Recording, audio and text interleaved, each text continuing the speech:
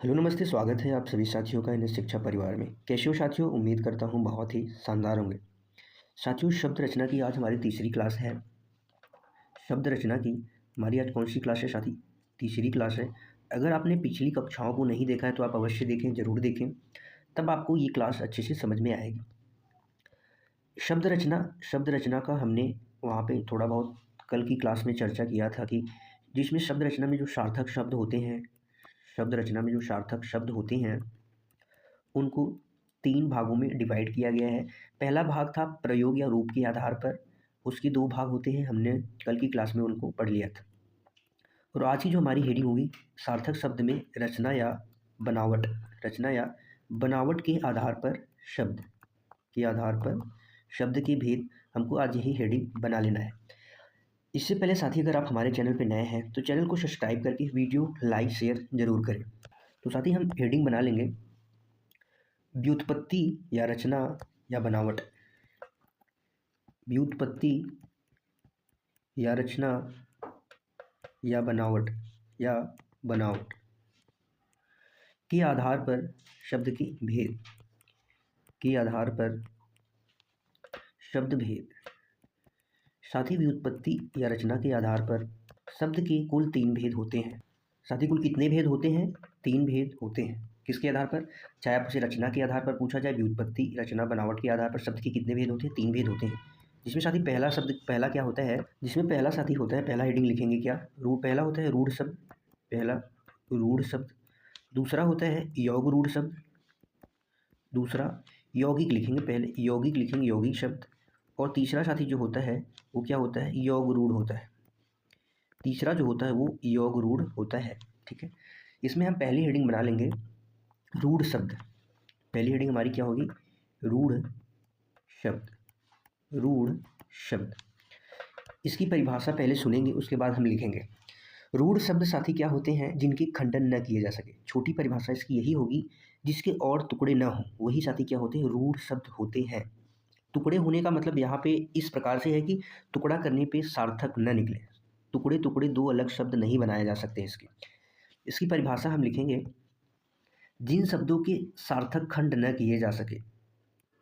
जिन शब्दों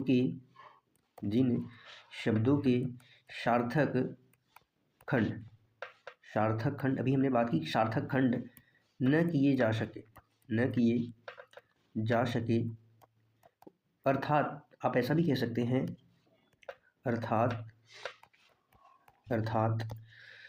जिन शब्दों के खंडन यानी खंड कोई सार्थक अर्थ न निकले, यानी खंड के बाद खंड का कोई सार्थक अर्थ न हो, कोई सार्थक अर्थ न प्रकट हो, वहाँ पे साथी क्या होता है? रूढ़ शब्द। उन्हें ही क्या कहते हैं? रूढ़ शब्द कहते हैं। एक बार से फिर से समझेंगे, एक बार फिर समझेंगे। जिन शब्दों के सार्थक खंड न किए जा सके, अर्थात खंड का कोई अर्थ, जो सार्थक अर्थ हो वो न हो। खंड का क्या हो साथी? सार्थक जो अर्थ हो न हो, तो वही क्या होता है? रूढ़ शब्द होता है। हमें याद रखना है, वही क्या होता है? रूढ़ शब्द होता है। जैसे एग्जाम्पल लिखेंगे, जैसे आज शब्द कैसा है? रूढ़ शब्द है। हम क्या इसको टुकड़े कर सकते हैं, इसका वर्ण विच्छेद कर सकते हैं, लेकिन शब्द के अलग अलग नहीं करते, क्योंकि ये अपने आप में एक शब्द है। आज हो गया, कल हो गया, पर हो गया, जो, नाक, पुस्तक, कमल, जितने भी शब्द आपको दिखाई दे रहे हैं, सभी शब्द कैसे हैं? रूढ़ हैं, जिनको हम अलग अलग नहीं तोड़ सकते। अगर तोड़ेंगे भी तो कोई अर्थ सार्थक नहीं निकलेगा। जैसे अगर आप कहें कि कमल में कम धन ल, तो क्या इसका दोनों का कोई अर्थ मीनिंग निकल रहा है? नहीं निकल रहा है। तो ये क्या होंगे? ये रूढ़ शब्द के अंतर्गत आएंगे। नाक, पुस्तक, पर, कल, आज आदि शब्द क्या हैं? रूढ़ शब्द के अंतर्गत आते हैं। याद रखेंगे। दूसरी हेडिंग बनाएंगे यौगिक शब्द बनाएंगे। दूसरी क्या हेडिंग बनाएंगे? यौगिक शब्द। ऐसे शब्द जो 2 या 2 से अधिक सार्थक शब्दों के मेल से बने हों। ऐसे शब्द जो 2 या 2 से अधिक सार्थक शब्द के मेल से बने हों, वे क्या कहलाते हैं? यौगिक कहलाते हैं। या आप ऐसा भी कह सकते हैं कि यौगिक शब्दों को आप अलग अलग कर सकते हो, इनका अलग अलग अपना एक अलग अर्थ देगा। जब हम शब्दों का विच्छेद करेंगे तो ये शब्द आपस में क्या होंगे, अपना अलग अर्थ देंगे, वही यौगिक शब्द होते हैं। यौगिक शब्द में साथ ही समास, उपसर्ग, प्रत्यय ये सब इसके द्वारा बनाए जाते हैं। इसकी परिभाषा लिखेंगे, ऐसे शब्द ऐसे शब्द जो दो या दो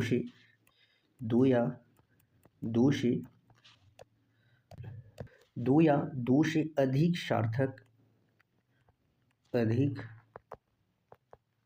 सार्थक शब्दों के मेल से बने हों।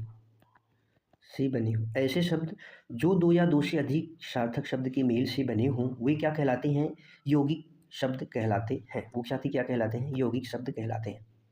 इनके खंडन साथी जो अलग अलग हम शब्दों को लिखते हैं वो साथी क्या होते हैं, इनके खंडन सार्थक अर्थ होते हैं। यौगिक शब्द किसके द्वारा बनाए जाते हैं, अगर हम बात करें यौगिक शब्द किसके द्वारा बनाए जाते हैं, संधि के द्वारा, समास के द्वारा, संधि, समास, उपसर्ग और प्रत्यय के द्वारा ये क्या करते हैं, यौगिक शब्द संधि, समास, उपसर्ग, प्रत्यय के द्वारा बनाए जाते हैं। जैसे एग्जाम्पल हम देखेंगे और लिखेंगे, विद्यालय कैसा शब्द है साथी, यौगिक शब्द है।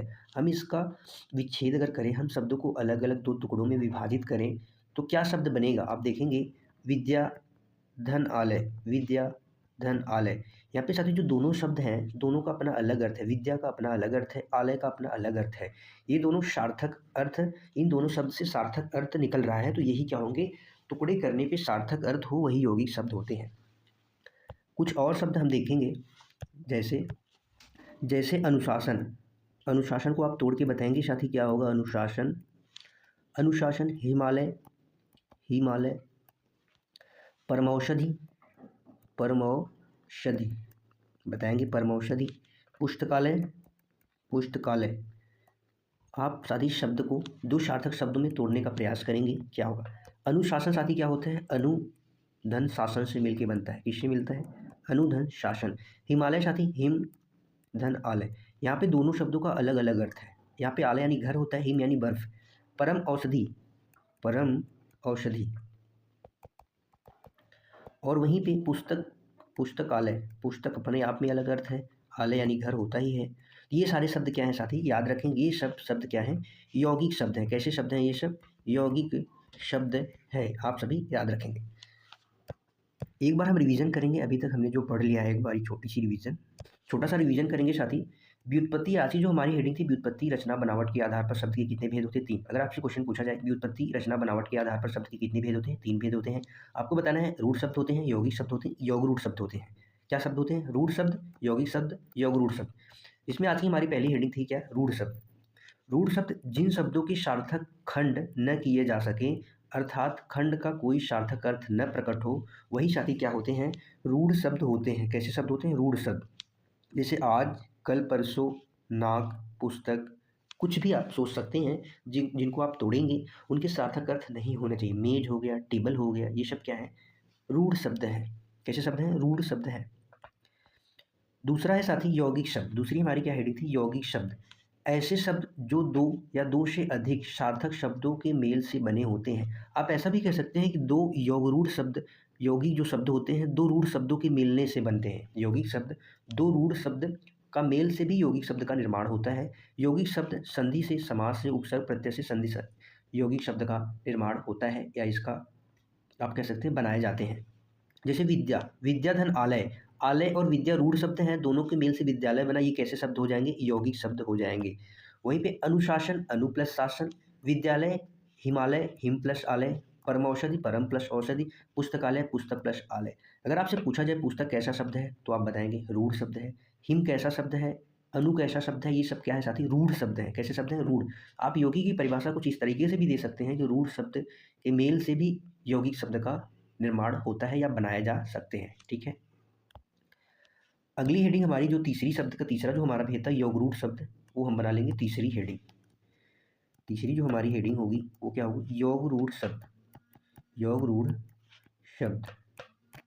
ठीक है साथी हेडिंग बना लेंगे योगरूढ़ शब्द। थोड़ा सा सुनेंगे इसके बारे में, फिर लिखने का प्रयास करेंगे या लिखने की कोशिश करेंगे। छोटी सी परिभाषा लिखेंगे, ज़्यादा कुछ नहीं है, बहुत सरल है। साथी जो योगरूढ़ होता है, क्या जो योगरूढ़ शब्द होता है ये यौगिक होते हैं, यौगिक शब्द ही योगरूढ़ होते हैं। लेकिन साथी अगर इसकी परिभाषा की हम बात करें तो योगरूढ़ शब्द ऐसे शब्द जो यौगिक तो होते हैं किंतु अपने सामान्य अर्थ को न प्रकट करके किसी परंपरावश विशेष अर्थ को प्रकट करते हैं, वही योगरूढ़ शब्द कहलाते हैं। वही साथी क्या कहलाते हैं? योगरूढ़ शब्द कहलाते हैं। परिभाषा लिखेंगे, ऐसे शब्द जो यौगिक तो होते हैं, जो क्या होते हैं? यौगिक, जो यौगिक तो होते हैं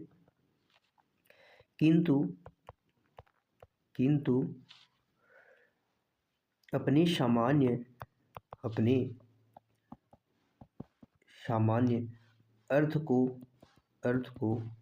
न प्रकट करके किसी परंपरा, आप डायरेक्ट लिखेंगे किसी विशेष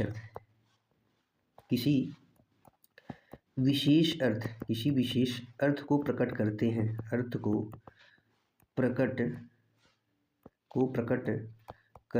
वही योगरूढ़ शब्द कहलाते हैं। वही साथी क्या कहलाते हैं? योगरूढ़ शब्द कहलाते हैं। फिर से एक बार इसकी परिभाषा हम समझेंगे, ऐसे शब्द जो यौगिक तो होते हैं, यौगिक का मतलब है कि दोनों का अपना अलग अलग अर्थ हो। यौगिक का मतलब जब हम दोनों शब्दों का हम खंडन करेंगे तो दोनों का अपना अलग अलग अर्थ हो, किंतु यहाँ पे वहाँ पे अर्थ हो लेकिन यहाँ पे अर्थ न हो, क्या हो? अन्य अर्थ है, विशेष अन्य अर्थ प्रकट हो, वही योगरूढ़ होते हैं। जैसे एग्जाम्पल से हम समझेंगे, जैसे हमने कहा पंकज को जब हम अलग करेंगे तो पंख होता है, दूसरा ज, पंख धन ज, और यहाँ पे पंख का अर्थ क्या है? कीचड़, और ज का अर्थ साथी क्या है? जन्मा, यानी कीचड़ में जन्मा यानी कमल। परंपरा के हिसाब से इनका अलग अर्थ क्या हो जाएगा? कमल हो जाएगा। ऐसे कुछ शब्द और जैसे हम समझेंगे, जैसे दशानन, हम इन शब्दों को अगर अलग करेंगे तो 10 प्लस आनंद होगा। 10 प्लस आनंद क्या होगा? 10 प्लस आनंद। यहाँ पे आप 10 का अर्थ देखेंगे, 10 का क्या है? 10 का मतलब 10 होता है, आनंद का मतलब सिर, अर्थात क्या हो जाएगा? रावण, 10 सिरों वाला यानी रावण। अन्य अर्थ, परंपरावश विशेष अर्थ जो धारण करता है, वही योगरूढ़ शब्द होता है। आप यहाँ पे एक नोट बना के लिखेंगे साथी, नोट में लिखेंगे कि बहुव्रीहि समास के सभी उदाहरण, बहुव्रीहि समास के सभी उदाहरण किसमें आते हैं? कि उदाहरण योगरूढ़ शब्द होते हैं। कैसे शब्द होते हैं? योगरूढ़ शब्द होते हैं। ये चीज़ आपको ध्यान में रखना है कि बहुव्रीहि समास के जितने भी उदाहरण होंगे सब बहुव्रीहि समास में आते हैं। एक बार हम इसको फिर से समझेंगे कि जो योगरूढ़ शब्द होते हैं, ऐसे शब्द जो यौगिक तो होते हैं किंतु अपने सामान्य अर्थ को न प्रकट करके किसी विशेष अर्थ को प्रकट करते हैं, वही योगरूढ़ शब्द कहलाते हैं। योग यानी योग से बना, किसके योग से बना? पंकज, पंक प्लस ज यानी कमल, विशेष अर्थ प्रकट कर रहा है, विशेष अर्थ। दशानन, 10 आनन रावण, 10 का अर्थ 10 आनन यानी सिर, 10 सिरों वाले यानी रावण। अन्य अर्थ, एक नोट आप लिखेंगे, बहुव्रीहि समास के जो उदाहरण होते हैं वे सभी क्या होते हैं? योगरूढ़ के अंतर्गत आते हैं, आपको याद रखना है। ठीक है साथी, आज के लिए बस इतना ही। जो हमारी कल की हेडिंग होगी वो होगी उत्पत्ति या स्रोत के आधार पर शब्द के भेद। किसके आधार पर? उत्पत्ति या स्रोत के आधार पर। उत्पत्ति या स्रोत के आधार पर शब्द के भेद। उत्पत्ति या स्रोत के आधार पर शब्द के कितने भेद होते हैं? 4 भेद होते हैं, जिसको हम पढ़ेंगे कल। बताएंगे साथी क्लास कैसी लगी आप सभी साथियों को। कल मिलते हैं एक शानदार जानदार क्लास में, तब तक के लिए बाय बाय साथी। Thank you so much class को अंत तक देखने के लिए। खुश रहिए, मस्त रहिए, पढ़ते रहिए। जय हिंद साथियों।